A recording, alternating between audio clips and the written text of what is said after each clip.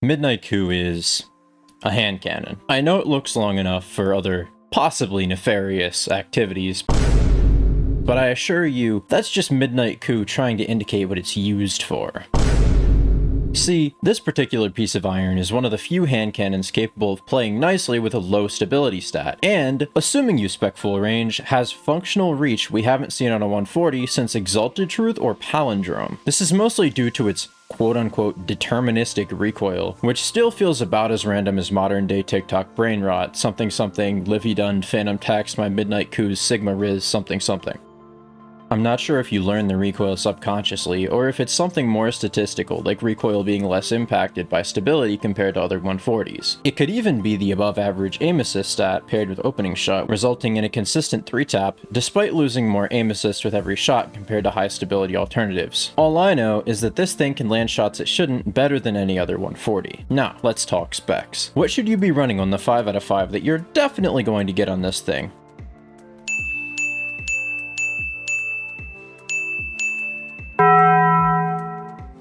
The role I've put about 200 kills on and am most comfortable with is full bore accurized range masterwork with shoot to loot and opening shot. I prefer moving target in column 3, but shoot to loot isn't the worst perk because come Lightfall I'll be able to enhance it to give me 5 more range. It also has some utility in the new special system debuted in this week's TWID.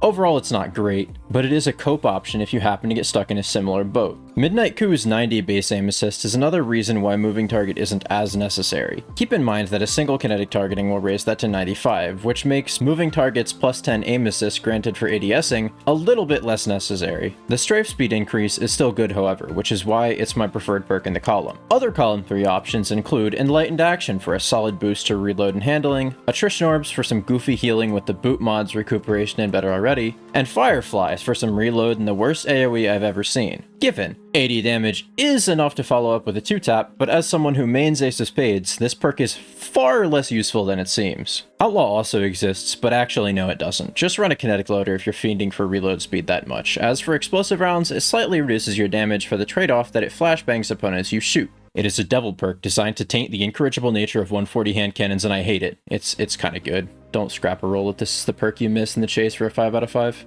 Now for column 4, opening shot is easily the best perk for Midnight Coup. It reduces bloom, adds about 2 meters to your 3-tap distance, and also allows for fairly consistent in-air accuracy when you need to squeak a shot off without your boots firmly grounded on the Escher-ass geometry of the standard Destiny 2 map. Another viable perk is Desperate Measures, as a weapon kill can land a 2 crit 1 body up to 8 resil, and a kill with an ability can do it to any resilience. It can also help against overshields and healing. It doesn't come up much, but in something like Rumble while using throwing knives, I managed to get some use out of it. The last perk that I'd consider using is Frenzy. After being in combat, which is having dealt or received damage within the last 5 seconds, for 12 seconds, that's confusing as shit, you'll get 15% increased damage and 100 reload, and more importantly, 100 handling. This perk allows for faster swaps and 2 crit 1 body optimals, but it doesn't seem to synergize with Midnight Coup's more standoffish anti-duel style of play, which is why I prefer Opening Shot. Zen Moment is a tempting option, but Opening Shot mogs it in just about every way.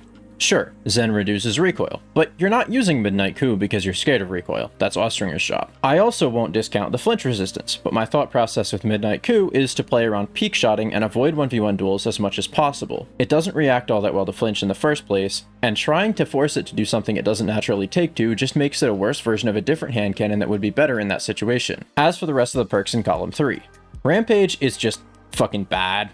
One for All isn't going to proc ever, and if it did, it would just be worse Frenzy. And finally, Kinetic Tremors takes 6 hits to proc. That's it, that's the entire perk rebuttal. Finally, because it didn't fit anywhere else in the script, use Counterbalance stock. No matter what roll you get, you should always attempt to correct the recoil to at least 95, and since your base range is so low you're almost forced to run full bore or hammer forged, you can't exactly afford to use arrowhead break. Sure, extended barrel exists and could potentially take you from 95 recoil to 100, but in my opinion, the handling cost of minus 10 is a bit too steep to justify what little benefits going from 95 to 100 could grant you. And that's all I've got for Midnight Coup. I love this thing, and while it's no rose, it can teach you a new way to play hand cannons that for me, personally, has improved my hand cannon martial art by at least several realms. My next video is probably going to be talking about Luna's Howl, which is much simpler in comparison, so if you want to stick around for that, you can. Good luck grinding, like, sub, follow the kick, I'm out.